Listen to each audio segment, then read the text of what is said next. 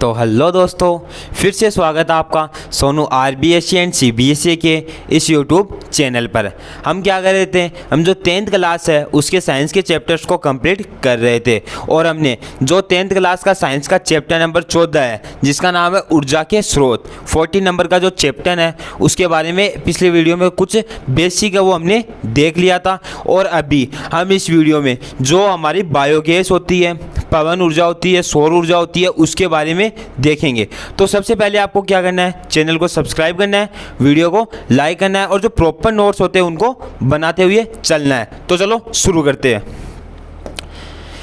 सबसे पहले हम देखते हैं कि तापीय विद्युत संयंत्र क्या होता है हमारे पास। तापीय विद्युत संयंत्र आपको हेडिंग डालनी है और इंग्लिश में इसका नाम लिखना है थर्मल पावर प्लांट। ये क्या होता है, इसमें क्या होता है, जो ताप ऊर्जा है, तापीय ऊर्जा है, उसको विद्युत ऊर्जा में बदला जाता है। तो आपको लिखना है इसमें तापीय ऊर्जा को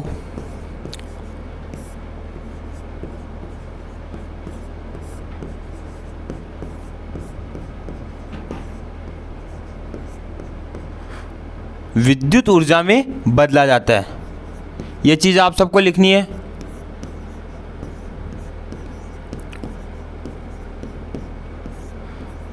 बदला जाता है। अभी इसमें हमारे पास क्या होगा, इसमें क्या होता है, जो इंजन है उनके चलने से हीट जनरेट होती है। ठीक है, हीट जनरेट होती है। जिस हीट का प्रयोग हम पानी में स्टीम बनाने में करते हैं, स्टीम बनाने में करते हैं, और उससे क्या होता है, उससे टरबाइन को चलाया जाता है और टरबाइन से क्या होगा, टरबाइन से बिजली का निर्माण होगा। तो आपको इसमें लिखना है इंजन के चलने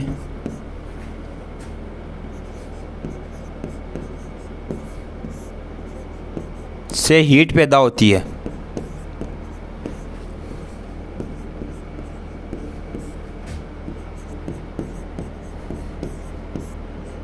जिसका प्रयोग क्या होगा, जिसका प्रयोग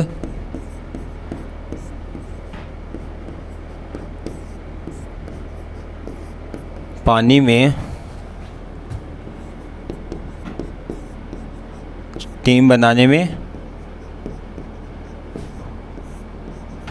किया जाता है। क्या होता है, इसका प्रयोग पानी में स्टीम बनाने में किया जाता है। अभी इससे क्या होगा, जो स्टीम है, इससे क्या होगा, जो टरबाइन्स होते हैं, टरबाइन सभी जानते हैं, मैंने पिछली वीडियो में भी आपको बताया था। टरबाइन को चलाते हैं, उससे क्या होगा, टरबाइन चलने से क्या होगा सबको पता है, जिससे बिजली का क्या होगा, निर्माण होगा। लिख दो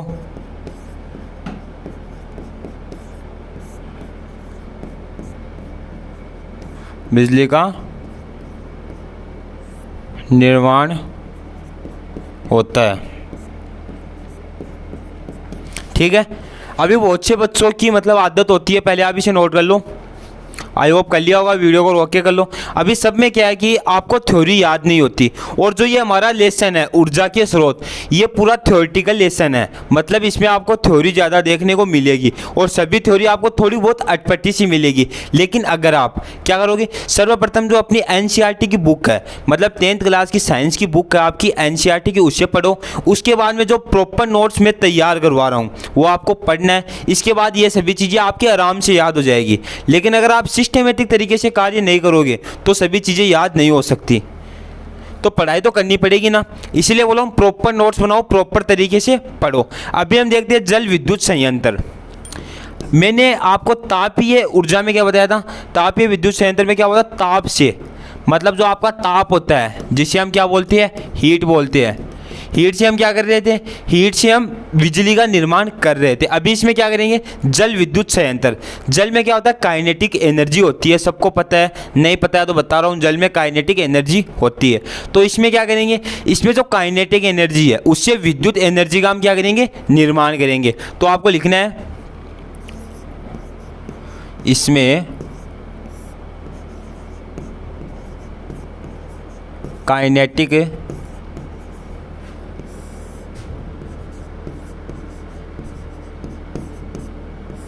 एनर्जी से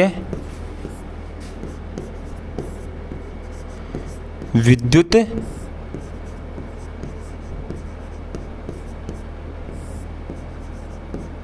एनर्जी का निर्माण होता है। अभी एनर्जी, कोई ऐसा है जिसे नहीं पता एनर्जी को क्या बोलते हैं हिंदी में? मेरे हिसाब से कोई नहीं होगा। अगर है तो भैया ध्यान दो, आप 10th क्लास में हो। एनर्जी का मतलब होता है ऊर्जा। और मैंने पहले ही बोला था जो बेसिक आपके नाम आते हैं उसे आपको इंग्लिश में यूज़ करना है, क्योंकि 11th 12th में आपके ये बहुत ज़्यादा इफ़ेक्ट डालेंगे अगर आपके याद नहीं है तो। बेसिक चीज़ें जो एनर्जी नाम है ये सभी क्या है इंग्लिश में याद रखो। अभी हिंदी में ऊर्जा ऊर्जा थोड़ी बोलते रहोगे आप हर समय। एनर्जी है जो बेसिक नाम है, ज़्यादा भी नहीं तो कम से कम जो बेसिक नाम आ रहे हैं, जो पार्ट के रिलेटिव आ रहे हैं, उनको तो आप कम से कम इंग्लिश में याद रखो ना। पूरा याद करने को थोड़ी बोल रहा हूँ। तो इसमें क्या होगा, जो नदी में तेज जल बहता है, नदी में क्या होता है जो तेज़ी से जल बहता है उससे टरबाइन चलाया जाता है। टरबाइन सभी जानते हैं जो जल में चलता है, जिससे क्या होता है विद्युत ऊर्जा का निर्माण होता है। तो आपको ये नोट करना है, नदी में तेजी से बहते हुए, नदी में तेजी से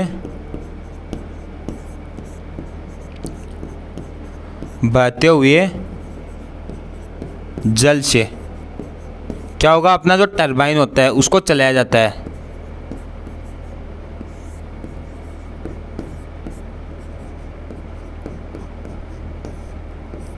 टरबाइन को चलाते हैं, इससे क्या होगा, जिससे विद्युत जो हमारी बिजली होती है उसका क्या होगा, निर्माण होता है। समझ गए सभी? अभी मैं इतना सा लिखा रहा हूँ किसी किसी चीज़ में, तो आपको क्या करना है, जो एग्ज़ाम आती है आपकी बोर्ड एग्ज़ाम है, आप इस चीज़ों को डिटेल में लिख सकते हो। अगर आप थोड़ा दिमाग लगाओ तो इस चीज़ को डिटेल में लिख सकते हो। जो प्रॉपर शॉर्ट नोट्स है, क्या है हमारे जो शॉर्ट नोट्स है वो तो आपको यहाँ पे मिल रहे हैं, ठीक है। और जो आपकी एनसीईआरटी की बुक्स की लाइन्स है आप उनको भी पढ़ लो, ताकि एक दो लाइन अगर और याद आ जाए तो इसमें एक दो लाइन और बोर्ड में लिख सकते हैं, जिससे ये थोड़ा अच्छा लगेगा देखने में भी और पढ़ने में भी। तो शॉर्ट नोट्स को तभी बोल रहा हूँ तैयार रखो, एनसीईआरटी को भी साथ के साथ पढ़ो। अभी हम देखेंगे बायोगैस के बारे में। गोबर गैस प्लांट जिसे हम हिंदी में बोलते हैं बायोगैस। बायोगैस प्लांट, अभी सबको पता है कि बायोगैस प्लांट का उपयोग बहुत सी जगह पे होता है।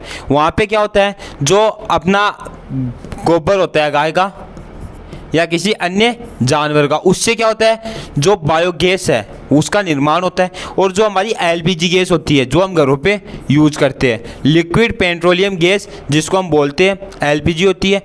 और जो कार्स में डाली जाती है गाड़ियों में वो होती है सीएनजी, ठीक है। दोनों का ध्यान रखना है आपको। जो हम एलपीजी घरों में यूज़ करते हैं वो वैसे देख के तो वातावरण के लिए भी थोड़ी नुकसानदायक है और वैसे भी नुकसानदायक है। लेकिन जो हमारी बायोगैस होती है, बायोगैस क्या है, इससे आई थिंक कोई भी एक भी हानि नहीं हो सकती। अगर लोगों को वैसे परेशानी हो वो अलग चीज़ है, लेकिन गोबर जो बायोगैस होती है इससे एक भी नुकसान नहीं होता, जो कि यह बहुत ही अच्छा है और नेचुरल है। अभी मैं इसको बनाने की विधि आपको बताने वाला हूँ। तो आपको क्या करना है, इसको नोट करना है साथ के साथ।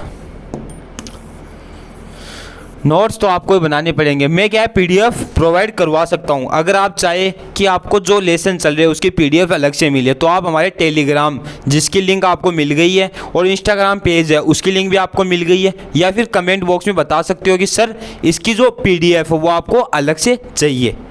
इसमें क्या होता है, इसमें क्या होगा, इसमें एक इस प्रकार से होगा ये गुम्बद,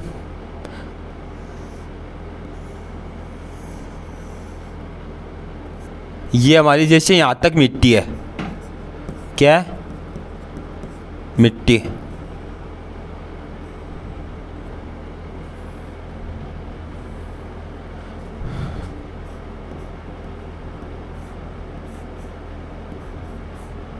ठीक है, ये होगा डाइजेस्टर हमारा, इसे हम क्या बोलेंगे, डाइजेस्टर।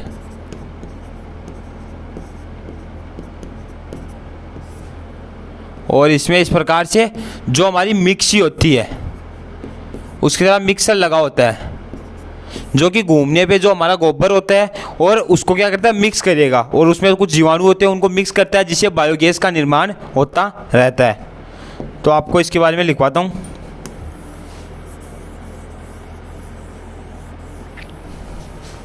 तो आपको नोट करना है, इसके अंदर आपको लिखना है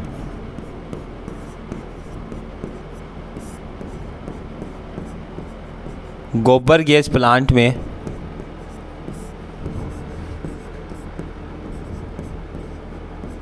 डाइजेस्टर होता है।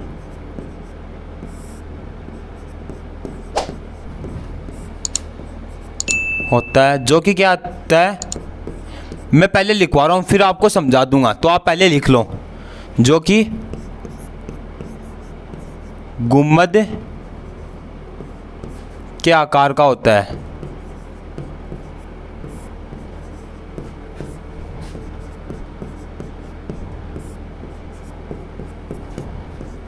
जिसमें हम क्या करते हैं,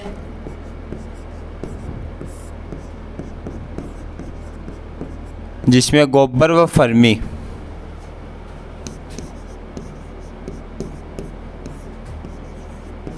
को डालकर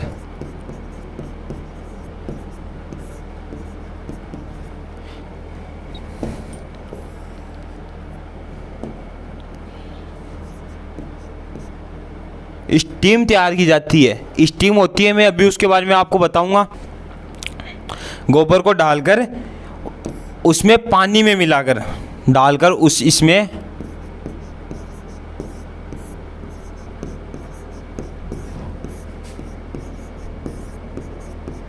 पानी मिलाकर सलाई बनाई जाती है। क्या होता है, सलाई बनाई जाती है।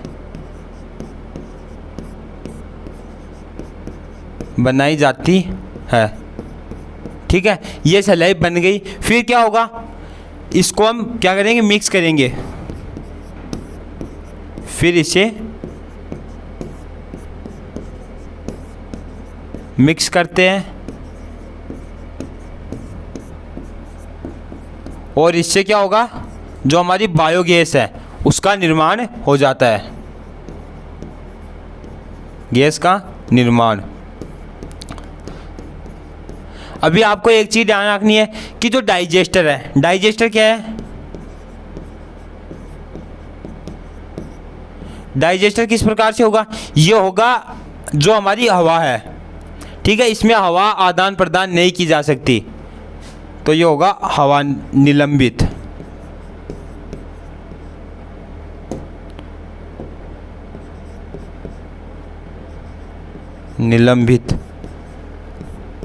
इसमें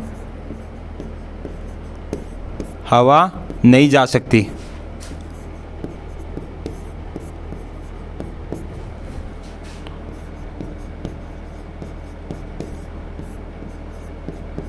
सबको यहाँ तक नोट करना है, इसमें हवा नहीं जा सकती। जो हमारा मैंने बताया था आपको, डाइजेस्टर इस प्रकार से होगा, ठीक है,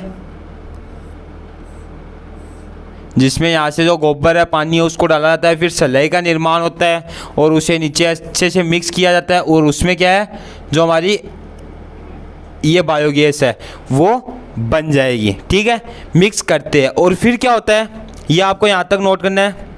कर लो सभी नोट, उसके बाद मैं वो लिखाता हूँ।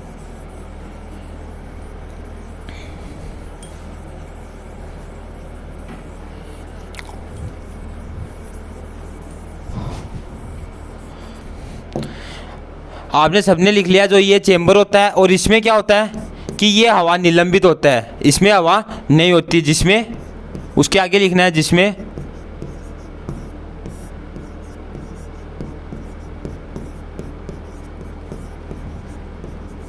एनारोबिक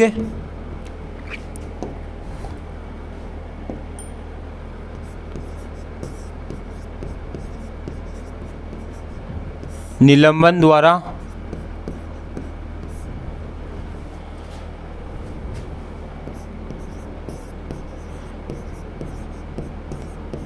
डिकम्पोजिशन किया जाता है।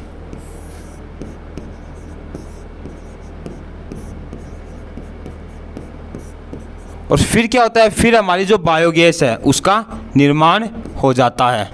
इसे एनारोबिक निलंबन द्वारा डिकम्पोजिशन करते हैं, उसके बाद में बायोगैस का क्या है, पूर्ण रूप से निर्माण हो जाएगा। और इसमें क्या होगा, इसमें 75% क्या होगी, मीथेन होगी, मीथेन गैस होगी, 75%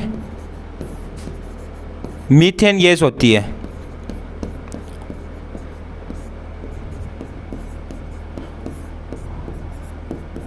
ठीक है, इसके प्रयोग में क्या होगा,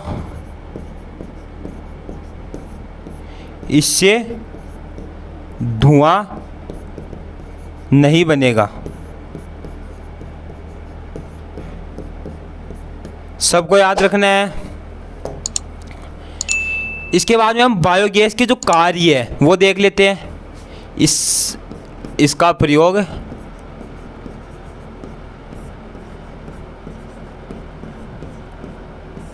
खाना बनाने,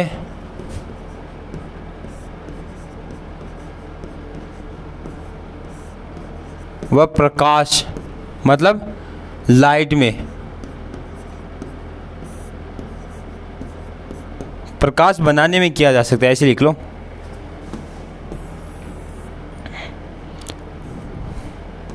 इसका प्रयोग प्रकाश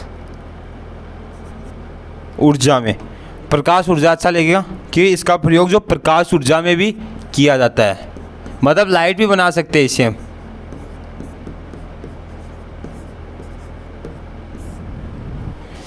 किया। और इसके क्या है, जो बायोगैस है उसकी आपको एक भी वो नहीं मिलेगी, इसके जो नुकसान है वो आपको नहीं मिलेंगे।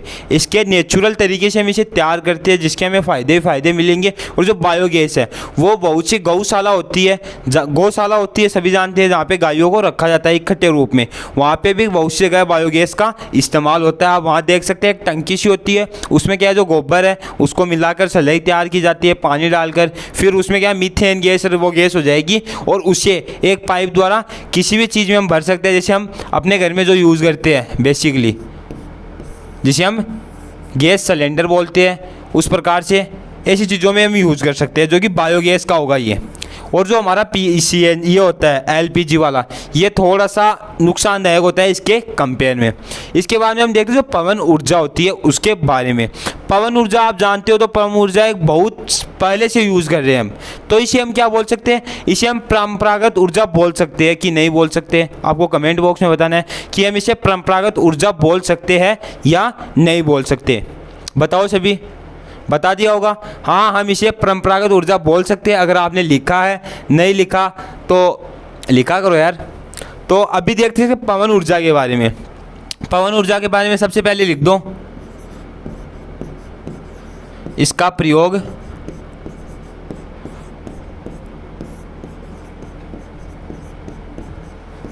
बहुत पहले से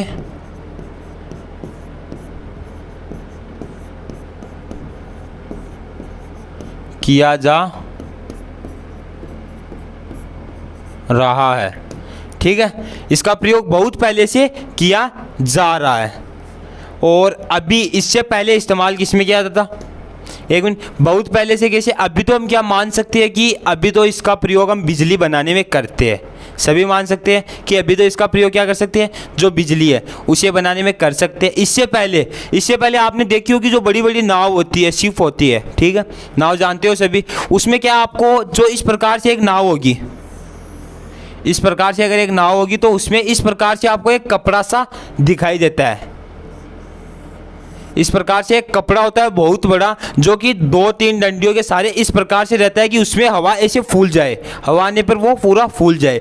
और यहाँ पे रस्सियाँ बंधी होती है, ठीक है, और यहाँ पे कुछ आदमी भी होते हैं, कुछ जो इसके पायलट वगैरह है, इसके वर्कर्स हैं, वो यहाँ आसपास में रहते हैं, उन रस्सियों को पकड़ के रखते हैं, उनका ध्यान रखते हैं। तो इसमें क्या होता है, इसमें हवा की मदद से इसे चलाया जाता है। अभी हवा आ रही है, इधर हवा का रुख है, किधर है, इधर से ऐसे हवा आ रही है, तो हम इसे खोल देंगे तो ये इस प्रकार से इसे धक्का देगा, समझ गए, इस प्रकार से इसे पुश करेगा और जो नाव है उसे आगे बढ़ाने में मदद करेगा। पहले इसका प्रयोग इस प्रकार से किया जाता था।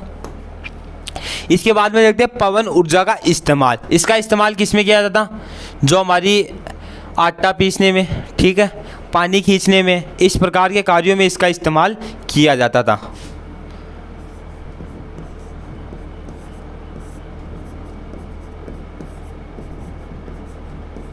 पानी खींचने व आटा चक्की में इसे बिजली बनाकर करते थे आदि कार्यों में। या फिर हम लिख सकते हैं नाव चलाने में। नाव चलाने में तो हम कर रहे हैं ना, तो लिख दो आदि कार्यों में इसका इस्तेमाल करते हैं।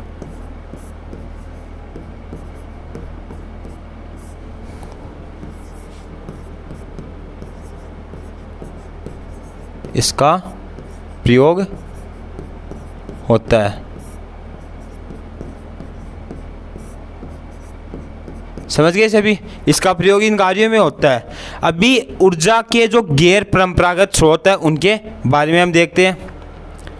पहले आपको लिखना है, इसे लिख दिया, तो इसके बारे में थोड़ा सा देख लेते हैं।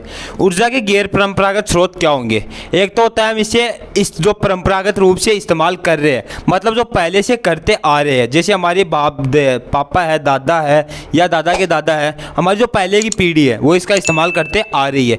और अभी जो नवीन पीढ़ी हाल ही में इसका अलग तरीके से इस्तेमाल हो रहा है वो होता है गैर परंपरागत। मतलब पहले से परंपरागत में हमने क्या देखा था कि बहुत पहले से उसका इस्तेमाल हम करते आ रहे हैं, तो गैर परंपरागत में उसका ऑपोजिट हो जाएगा, मतलब अभी हाल ही में इसका इस्तेमाल करने लगे हैं। तो आपको लिखना है पवन ऊर्जा का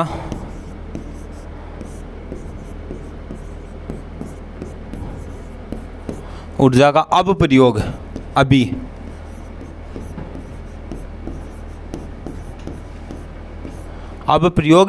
विद्युत बनाने में भी किया जाता है। सभी को पता है विद्युत ऊर्जा किस प्रकार से बनेगी।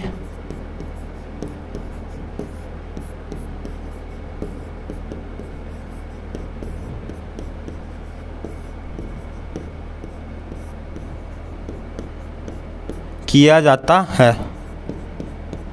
और आपको एक चीज़ और लिखनी है कि जो गैर परंपरागत स्रोत है,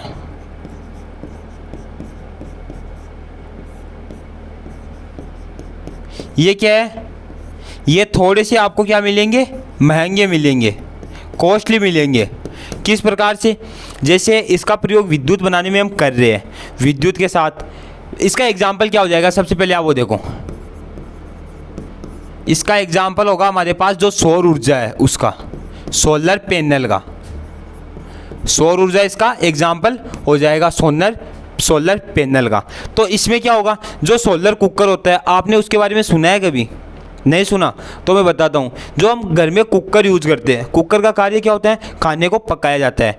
तो एक सौर कुकर भी आता है। उसमें क्या होता है? उसमें ऊपर जो उसका ढक्कन आता है, कैप आती है, उस पर जो सौर ऊर्जा है, सौर पैनल लगी हुई होती है, वो क्या करती है? वो सूरज की रोशनी लेगी, ठीक है, उससे बिजली बनाएगी और अंदर हीट पैदा करेगी, उससे खाना पक जाएगा। तो ये क्या है? थोड़ा सा महंगा मिलेगा आपको, महंगे स्रोत है ये जो नवीन में हाल ही में इनका इस्तेमाल हमने इसको खोजा है कि इसका उपयोग इस प्रकार से कर सकते हैं। तो ये संसाधन अभी आपको नवीन मिलेंगे, लेकिन आने वाली जो पीढ़ी है उनके लिए थोड़े सस्ते हो जाएंगे, इतने महंगे नहीं होंगे, क्योंकि ये अभी खोजे गए हैं। जो चीज़ें हाल ही में खोजी जाती है वो सभी महंगी मिलती है।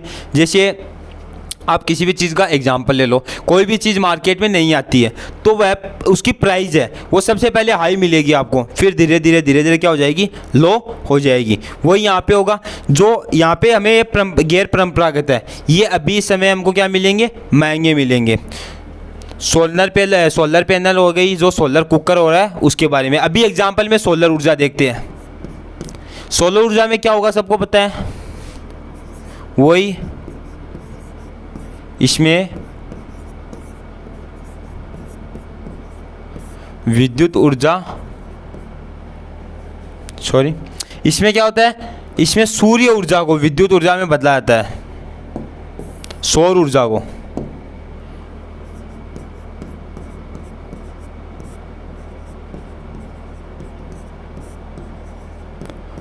को।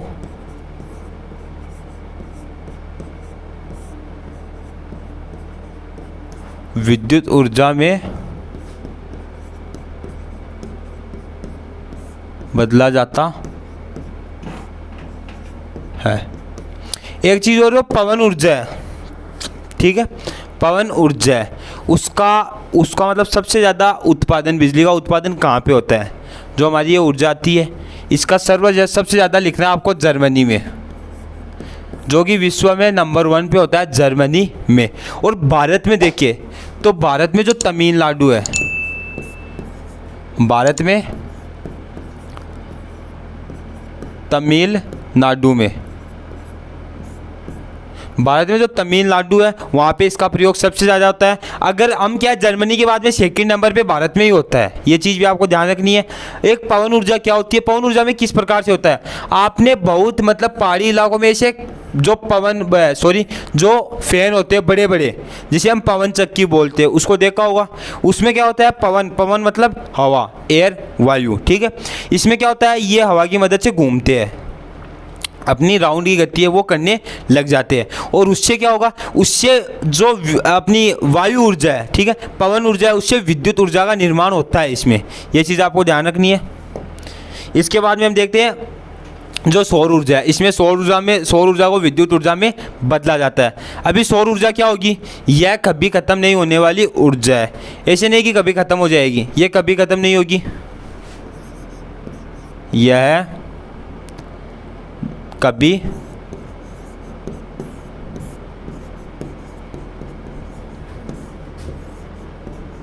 खत्म नहीं होने वाली ऊर्जा है।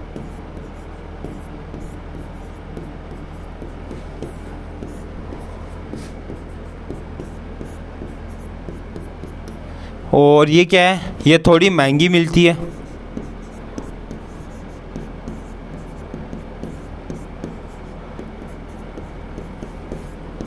महंगी होती है, कॉस्टली होती है, ठीक है। ये तब तक चलेगी जब तक सौर मंडल है, ये भी आप लिख दो। और ऐसे 2-3 पॉइंट आप एनसीईआरटी से पढ़कर इसे बढ़ा चढ़ा के लिख सकते हो। तो हमने यहाँ तक देख लिया है जो पवन ऊर्जा है, सौर ऊर्जा है, उसके बारे में देख लिया। मतलब हीट से जो हमारी विद्युत है उसका निर्माण किस प्रकार से करेंगे, पानी से किस प्रकार से करेंगे, हवा से किस प्रकार से करेंगे। तो आई होप आपको यहाँ तक समझ में आ गया है। अगर समझ में आ गया तो वीडियो को लाइक तो करना पड़ेगा आपको। देखो एक वीडियो बनाने में बहुत मेहनत लगती है। अगर किसी चीज़ में आपको दिक्कत आ रही है तो आप वो बिना झिझक के बताओ ना हमें कि सर इस चीज़ में दिक्कत आ रही है, तो क्या हमारी टीम द्वारा उसका सोल्यूशन मिलेगा। अगर आपको सोल्यूशन ना मिले तब उसके बाद में आपका डिसीजन होना चाहिए कि सर चैनल काम का है या नहीं है। एक चीज़ नहीं देखी जाती कि आपको नोट्स है वो भी प्रॉपर तैयार करवाए जा रहे हैं और चीज़ें प्रॉपर बताई जा रही है। तो वीडियो को लाइक कर दिया करो, चैनल को सब्सक्राइब कर लो, और जो नेक्स्ट वीडियो है उसमें हम इसे कंप्लीट कर लेंगे, ठीक है। तो आज के लिए इतना ही। थैंक यू, धन्यवाद।